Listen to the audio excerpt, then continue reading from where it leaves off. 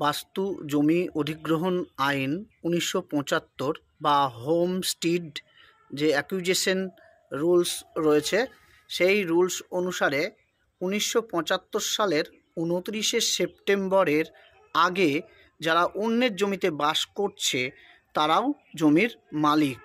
এবার সেটা কিভাবে জমির মালিক হবে? দেখুন, এই বাস্তু অধিগ্রহণ আইনে সেখানে পরিষ্কার উল্লেখিত রয়েছে যে 1975 সালের 29শে সেপ্টেম্বরের আগে যারা অন্যের জায়গাতে বাস করছে তারা সর্বোচ্চ 8 ডেসিমেল অর্থাৎ 8 শতক জমি পেতে পারে। এবার এই জমিটা কি জমি পাবে? তারা সেটা কৃষি জমি পাবে। এই কৃষি জমি তারা ব্যবহার করতে পারবে এবং সেখানে যদি তারা দখল করে থাকে সেই জমি তারা নিজের নামেও করতে পারবে। এটা বাস্তু অধিগ্রহণ আইনে রয়েছে। এই আইনে বলা রয়েছে যারা ক্ষুদ্র শিল্পী, এখানে ক্ষুদ্র শিল্পী বলতে বলে দিই কারা, কামার, কুমোর, ছুতোর বা যারা হস্তশিল্পী বা যারা কুটির শিল্পী কাজ করে তারাও এর মধ্যে পড়ে।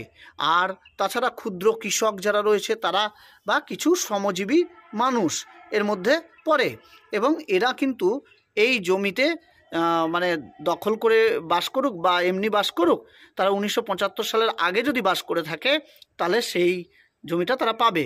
সেই জমি যদি ওয়াকফ বোর্ডেরও হয় তাও পাবে, সেই জমি যদি বর্গা হয় তাও পাবে। বাস্তু অধিগ্রহণ আইনেই তারা এটা পাবে 1975 সালে। এবার যার জমির উপর দখল করে আছে তাদেরকে কিন্তু যিনি বিএলআরও সাহেব রয়েছে তাদেরকে ডাকবেন এবং ডাকার পর সেই দাগ থেকে একটা দাগ কেটে ওই যারা বসবাস করছে দখল করে আছে তাদেরকে সেটা দেওয়া হবে এবং তার বিনিময়ে যিনি জমির আসল মালিক রয়েছে তাকে কিন্তু ক্ষতিপূরণ হিসাবে টাকা দেওয়া হবে।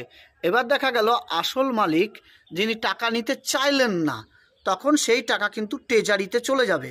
সরকারি যে ট্রেজারি রয়েছে বা কোষাগার রয়েছে সেখানে চলে যাবে এবং চলে যাওয়ার পর এই জমির যখন ওই বিতর্ক যখন থামবে, যখন ফায়সাল্লা হবে, তখন ট্রেজারি থেকে মূল মালিক বা আসল মালিক টাকা পেয়ে যাবে। এটাই কিন্তু আইনে সংস্থান রয়েছে বাস্তু জমি অধিগ্রহণ আইন 1975 সালে।